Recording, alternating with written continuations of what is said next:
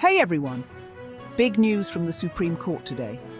In a landmark decision, the court has struck down the Chevron doctrine, a ruling that's been a cornerstone of federal administrative law for over 40 years.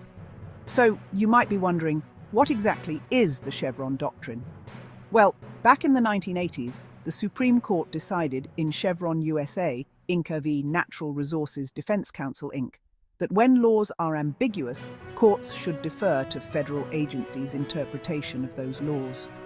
This decision has been cited over 18,000 times and gave federal agencies like the EPA and FDA significant power to implement and interpret laws. But today, that all changed.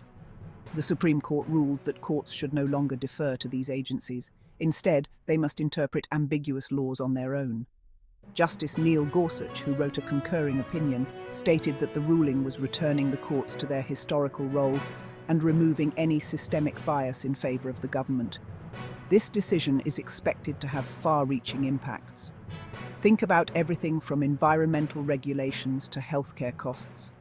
Federal agencies will now have less leeway in interpreting laws, which could mean more legal battles and less consistency in how laws are applied.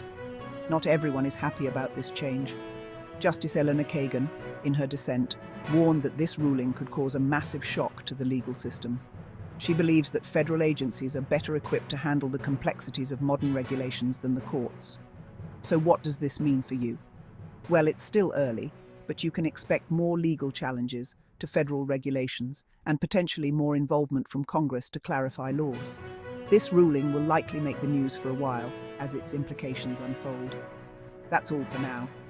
Make sure to like and subscribe for more updates on major legal decisions and how they affect you.